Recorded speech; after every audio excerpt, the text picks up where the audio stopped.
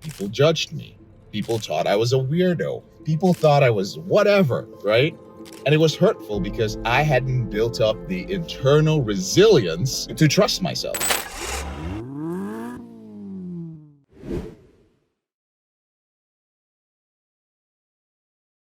Question: do you find yourself often worrying about the outcome of different situations? Do you find yourself filled with anxiety, staying up at night, and find most of your days you're just like, man, I'm giving a shit about so many things. This person's response to me, the response from my client, whether money is going to come in, what these people are going to think about me, what's going to happen a month from now. If most of your life is filled with anxiety about outcomes, I'm going to share some tips over the next couple of days. But I'm going to start with one tip today and see what your reaction to it is, to see if I should continue doing this. And that first tip is to begin to take pride in the unique parts of you, the things which make you unique. Now, this is very important because human beings are tribal. We are parts of families, we are parts of different groups, cultures, and so on and so forth. And so we are always under pressure to fit in.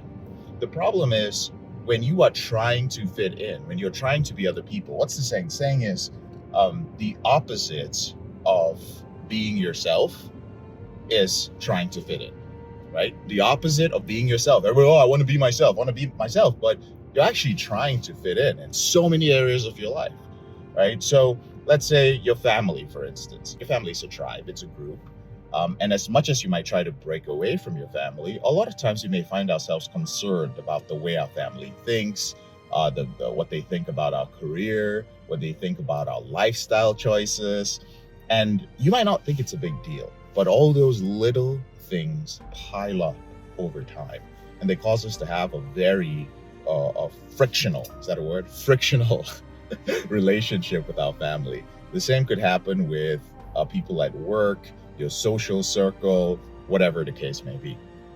When you start taking pride in the things which make you unique, you begin to become more of yourself. Being more of yourself and looking at those things that make you stand out a little bit, those things you may have been criticized for many years ago, those things that people say are weird about you, the more you embrace it, trust me on this, the less you're going to give a shit.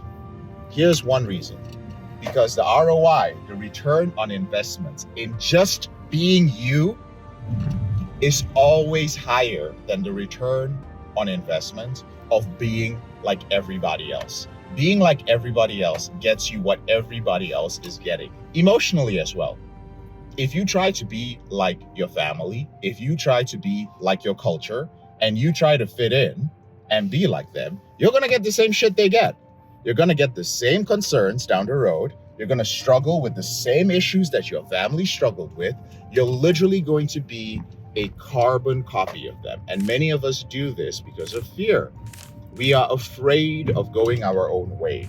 We are afraid of living our own lives. And we have been told and we have been chastised and we have been judged for our uniqueness.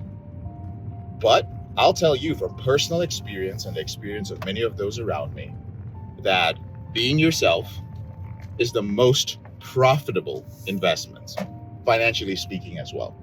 Most things in my life that I've gotten a great return on have not been things that had to do with me fitting in.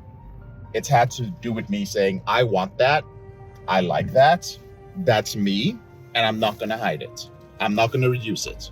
Whether it was my appearance, relationships, my lifestyle, my career choice, everything actually. Like I would say 90% of my life has been profitable. That is the investments I made in my 20s, which were painful. They were painful because I was ostracized. People judged me. People thought I was a weirdo. People thought I was whatever, right? And it was hurtful because I hadn't built up the internal resilience to trust myself, right? But I persevered. And as time went on, I realized that I was becoming happier and happier. And whenever I started feeling grateful for things, I would look at my life. I would think of the things I was grateful for.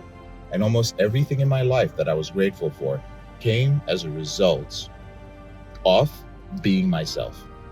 Even when I looked at my family and the parts of my family or the unique things about my family that I was grateful for, not even unique things, it all came down to decisions that were made by my parents or decisions that were made by members of my family or people who were close to me that had to do with not trying to fit in, right?